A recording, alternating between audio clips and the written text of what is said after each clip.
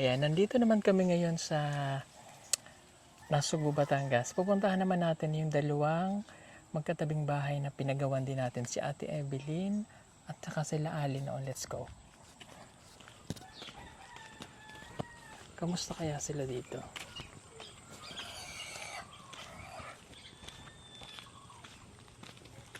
Bye.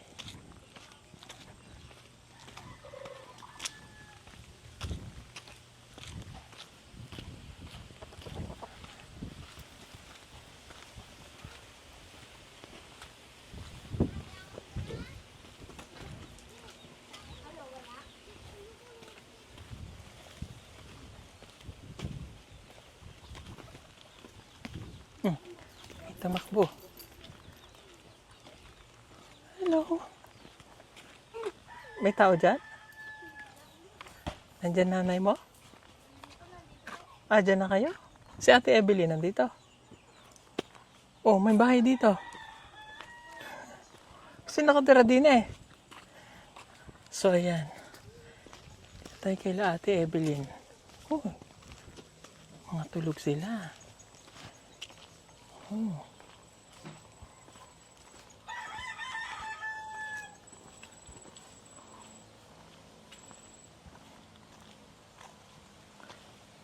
Okay. Parang tulog pa. May tao. Dito muna tayo kay na tatay, ano? Dito kay na Alin.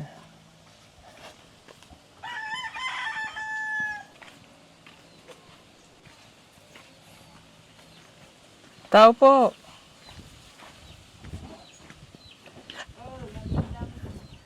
Hello po. Magandang hapon.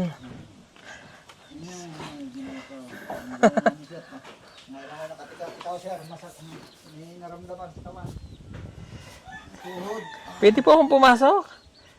Pwede po. Sige. Ano yan, dumi yung sa ayos. Okay. Ito po'y pabahay natin dito sa Batangas. Ito is 2021 pa. Okay. Si tatay. At saka ito po ay bahay nila Alin. No? Oh. Kamusta naman tayo? Ayun, tikaw-tikaw ko lang kayo. Oh, dati nyo ng sakit yan, ano? Hindi makatrabaho. Oh.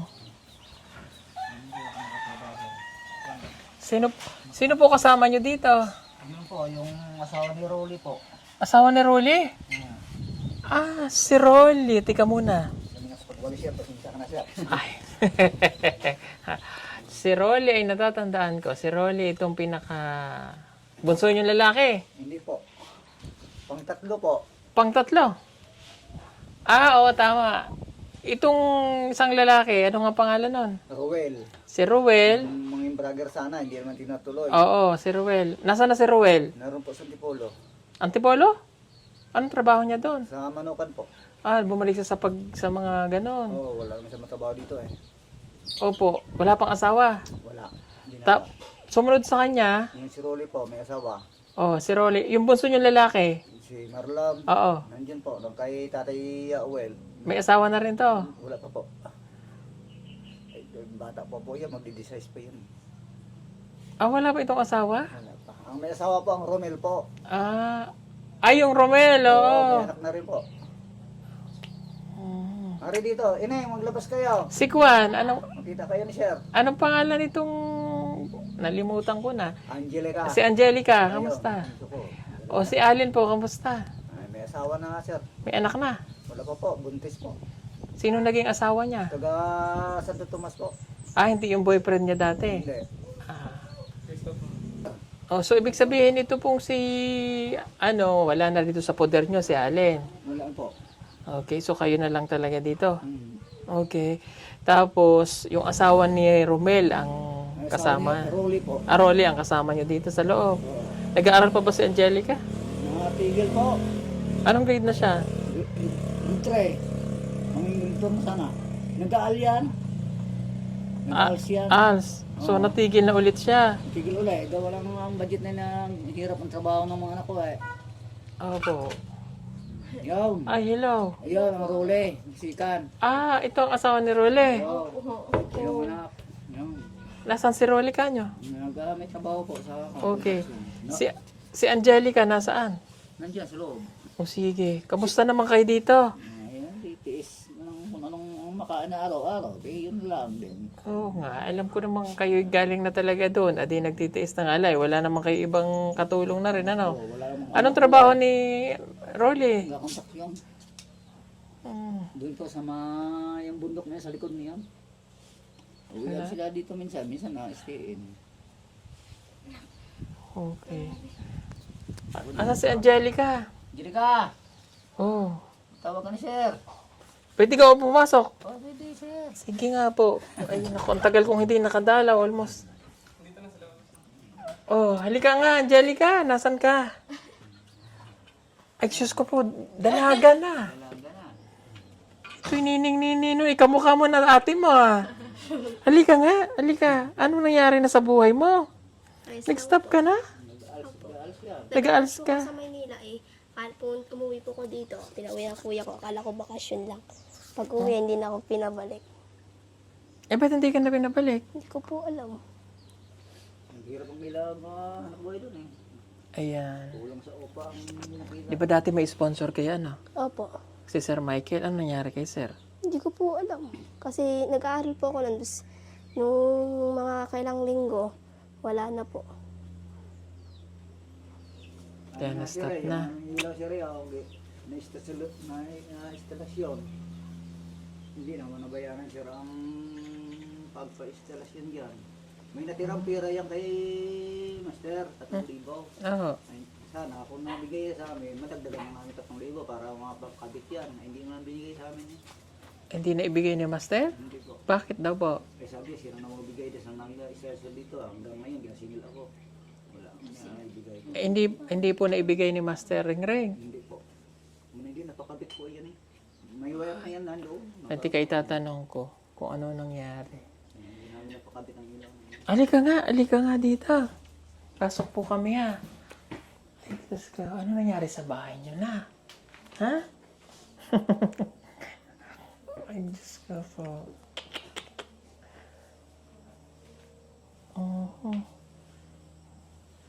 Oh, may tubig na rin naman pala kayo. Ayan. In 3 years, nandyan pa rin yung aking ikinabit ng mga halahalaman. Mm. Oh.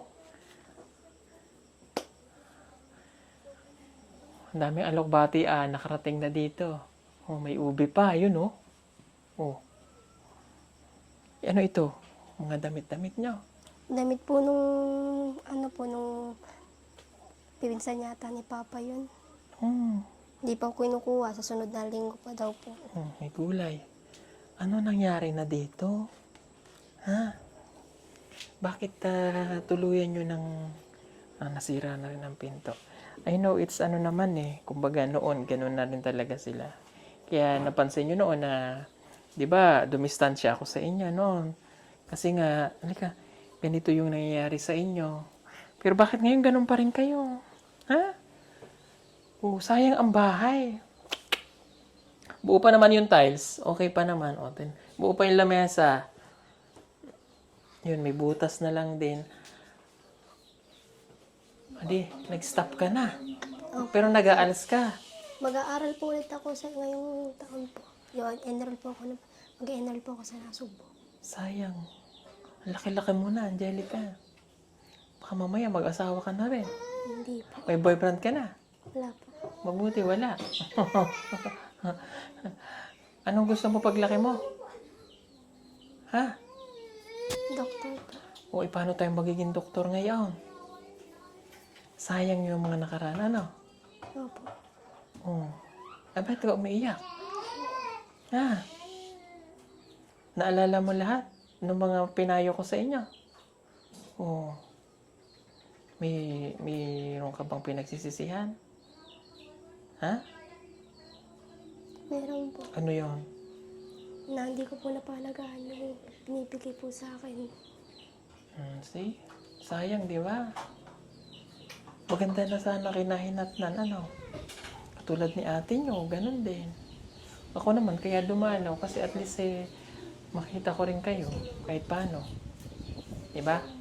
Yun namang, kumbaga hindi ko naman kayo, kumbaga hinayaan ko lang kayo noon, dumistansya ako kasi para matuto kayo ba?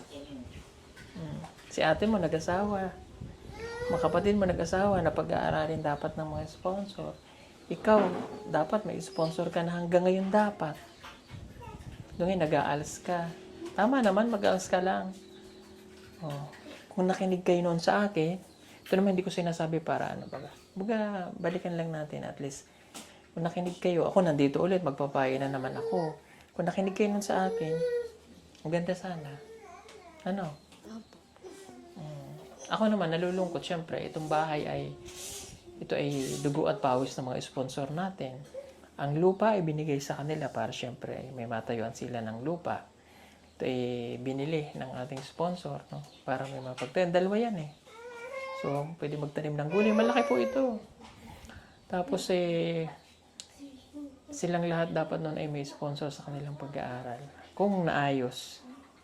Kaya lang ngayon, dalaga ka na. May hiling ako sa'yo. Yung bahay. Ha? Ayusin niyo itong bahay, ha? Kasi pag ito ay nagiba na, hindi ko naman pwedeng sabihin na si tatay kasi matanda na, hindi niya na rin kayang maglinis eh. Pag ito nagiba na, wala na. Di ba ang ganda-ganda nito dati? Pag ito nasira, talagang wala na kayong matitirahan. Saan kayo titira? Wala ka naman sa ilog na naman kayo tumira. Naalala mo na sa ilog ka. Opo. Ganito po siya kaliit noon. Oh? Ito ay binabalikan ko para at least nakikita kung ano na talaga ang nangyari sa kanila. So meron pa tayong ibang hindi nababalikan. Pero yun, pupuntahan ko yun sa mga susunod na araw. Para makita ko lahat ng mga tinulungan natin, ano nangyari. At kung sino yung pinahalagahan, sino yung inayos talaga ang mga pabahay natin. No? At least nakikita pa rin yung sponsor natin. Umabot ito ng halos 400,000 yata eh. Yung natirang part, yung pinagpagawa ng bahay ni Tita, ay ni Ate Evelyn, kumuha tayo ng portion dito. Yung natatandaan ko. Naka-record naman po yun. So, itong mga pabahay na ito ay pinangihinayangan ko kung masisira. At kung ito naman ay maalagaan, tuloy-tuloy, katulad niyan, tinan mo, di ba, madumi na, tapos halika bunso. Ayan o, ayan, kita mo yan? Kung araw-araw kayo maglilinis, malilinis ito. Tapos dito ba, ayan. Kaya mo na yung dalaga ka na. Ha? Huwag yung sayangin yung bahay. Ha? Pag ito ay napabayaan, wala na. Promise, wala na. Hindi ko alam kung pag nasira ito, ilan ba kayo nakatira dito? 4 lang po kami. Ay, 5 po pala. Oh, sa 5 yon, lahat kayo magkusa. Maglinis. Hindi yung pag may, doon lang maglilinis pag napagsabihan. Ha? Sayang ang bahay niyo. Oh. Ang tatay mo, ilang taon na tatay? 59 po. Oh, magki-16 na. Si Ate Alin mo nadalaw dito? Dadala po dito, susunduin po ako. Susunod. Okay. May pagkain ba kayo ngayon? Meron po. Sino naghahanap buhay para sa inyong dalawa? Kuya ko po, 2 kuya. Mga kuya ko. Laki mo na talaga. Ay, naku po. Sayang, hindi ko nakita yung ibang mga kapatid niya. Si Allen ay nag-asawa na. Ang unang natulungan talaga natin dito, si Allen. Tapos, yan. Nasunod-sunod na yan silang lahat. Oh. Pag-aral ka ha. Opo. Bakit doktor gusto mo? Para matulungan ko po mga kapatid ko.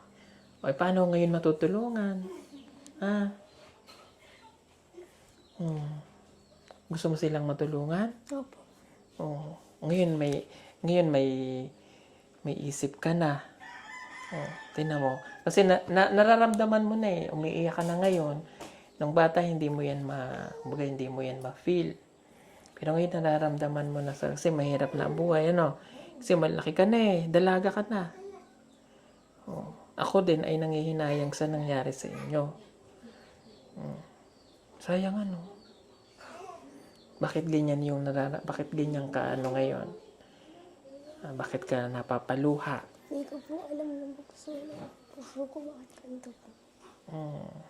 Siguro dahil nakikita mo nahirap ano. Gusto mo maging doktor. Sana matupad mo yun. Ha? Ngayon, nag-aals po siya. Anong grade? Pag nag-aals kasi, na-stop po siya grade 3 na. May sponsor siya dapat nun na-stop. So, dapat grade 4 na siya tuloy-tuloy.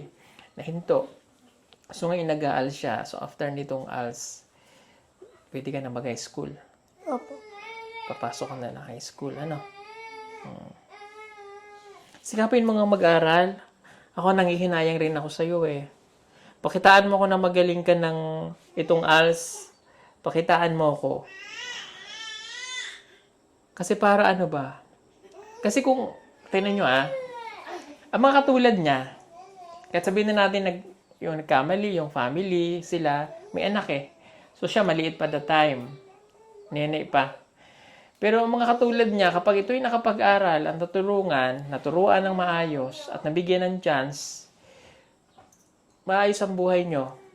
Bibigyan kita na, kahit wala ka muna sponsor ngayon, kahit ako na lang muna tumingin-tingin sa'yo, titingnan ko pag maganda ang kinatakbuhan mo sa pag-aaral mo sa ALS, pag nag-school ka, susuportahan kita.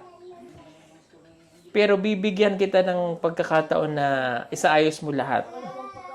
Hindi magbo-boyfriend, hindi mag-asawa ng maaga, mag-aaral lang. Pakita mo sa akin, kahit wala mo na sponsor ngayon, pag naipasa mo itong ALS na to, high school mo, tutulungan ka namin. Pakitaan mo ako na mag-aaral ka. Ikaw na lang natitira kong pag-asa sa pamilya mo eh. Wala nang iba eh. Si Ali, nabigo ako. Yung isa niyang nabigo ako. Ikaw na lang.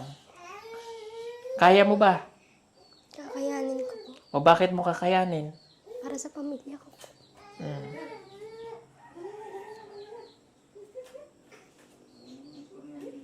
Para sa pamilya. May isip na po siya. Malaki na. Kaya ngayon, iiyak na siya.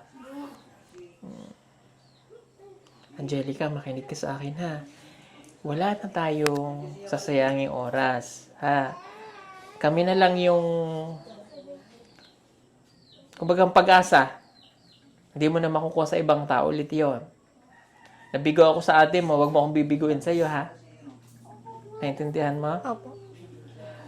Pwede akong kumuha, ilipat sa'yo yung pag may ganun kasi, pag may nagloloko na sponsor, pag may nagloloko na scholar, lilipat natin. So, titingnan kita, kahit wala ka muna, pakitaan mo ako na kahit walang nagsusupport sa'yo muna. Susunod na school year, susuportahan kita. Pero pakitaan mo ako na nag-aaral kang mabuti. Bakit nga ulit gusto mong magtapos? Para sa pamilya ko. Para sa pamilya. Yun lang para sa pamilya. Balikan mo yung nakita ko kay sa ilog. Yun lang yung maging hugot mo. Tapos nagkaganto. Tapos nadapa na naman kasi may mga pagkakamali yung pamilya. Ngayon ikaw na lang yung natitirang chance nila. Ayusin Babalikan kita dito sa pasukan. June. Pagkatapos nitong ALS mo, anong sunod? Mag-ALS ulit po kong grade 6 kasi hindi ko po natapos. So, ALS ka ulit ng grade 6. Doon kita susuportahan. Pero ito dapat, pagdating ng closing, binibigyan ba kayo ng grade sa ALS? Hindi ko po alam dito. Sa Maynila po kasi Mayroon. So, tingnan ko Pagdating ng June, nakita ko na maganda ang performance mo na ipinakita mo. Susuportahan kita, Usapang matino, Angelica. Kasi naawa ako sa iyo eh. Ikaw na lang yung natitirang pag-asa. Ayan po mga kababayan. Sige, para madali lang naman yun eh. Makinig ka sa akin. Ako lang pakikinggan mo. Huwag kang makikinig dyan sa mga nandyan. Pag nagpadala ka doon, ay wala na. Kahit ano sabihin nila sa'yo, huwag kang makikinig. Sa akin lang. Dahil ang nakikinig sa akin, napapaganda, napapabuti. Tama hindi? Tama po. Oh, ayun. Ha? Oh. Good example. Itong mga tinutulungan namin, palagi ko hindi mo na rin kami napapanood masyado, ano? At pag walang load, walang ganito, ganyan. Oh. Tinan mo yung mga scholar namin, mga katutubo, nasa sa bahay, nag-aaral sila. Hanggang tod, mag-college. Oh. Ganun na, Allen. Angelica. Ha? Oh. Kahit si tatay, huwag mo sundin. Susundin mo lang siya pag may sinasabi sa'yo. I mean, susundin mo siya sa mga inuutos niya sa'yo. Pero pagdating sa pag-aaral, huwag siya ha. Ako ang susundin mo. Malinaw? Opo. O, sige. Nasa si tatay. Tay, halika tay. Ha? Mahangin eh.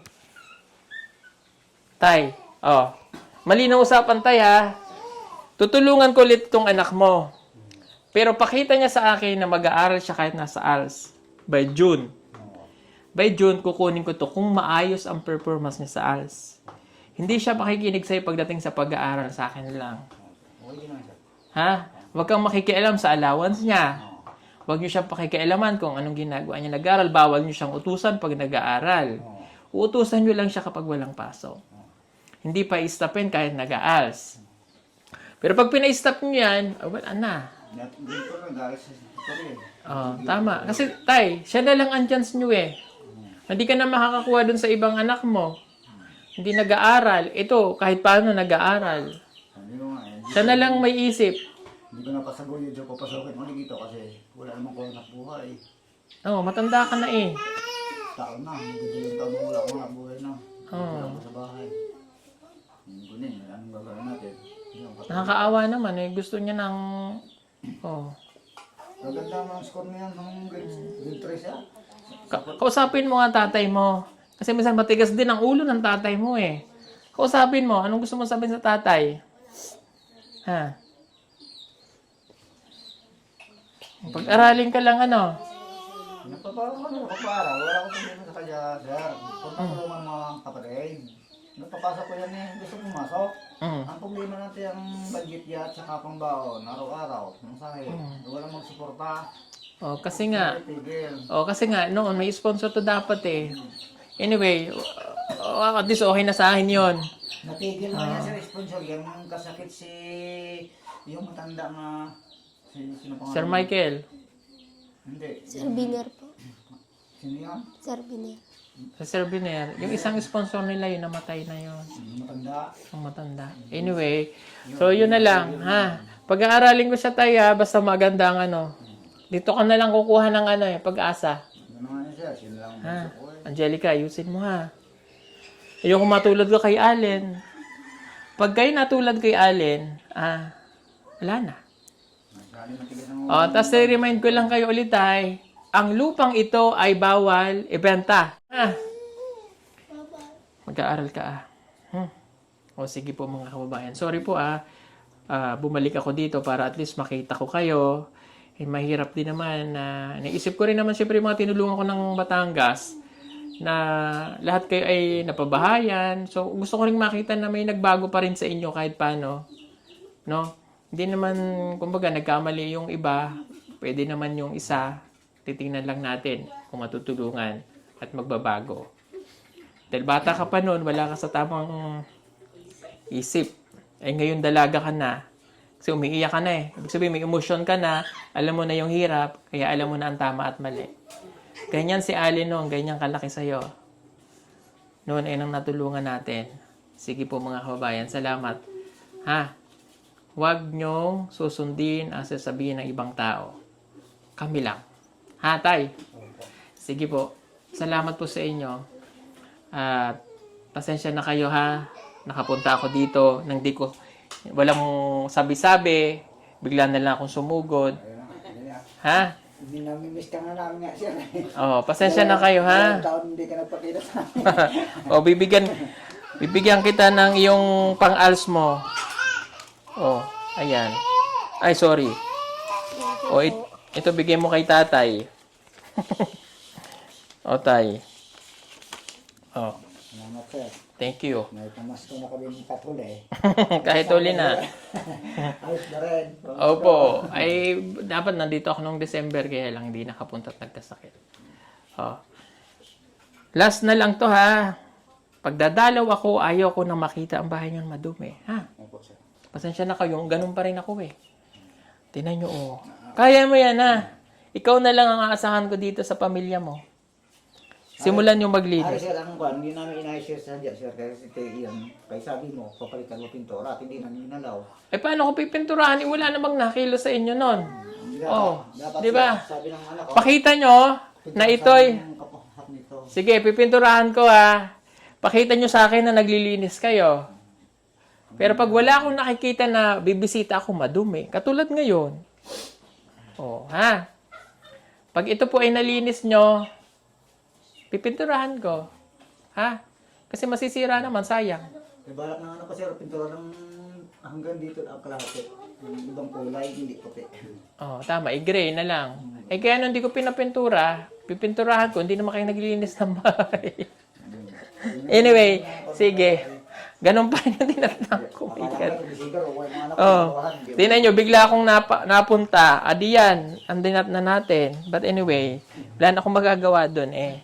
Basta ang ano ko lang, focus ko sa kay Angelica. Matulungan siya. O siya, sige po.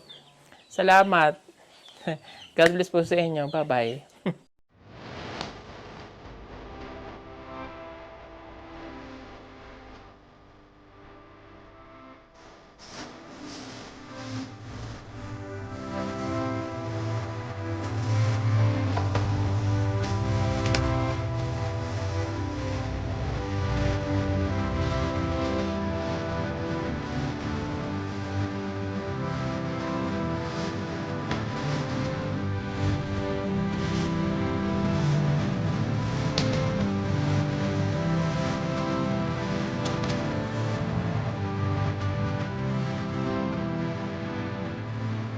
and tender.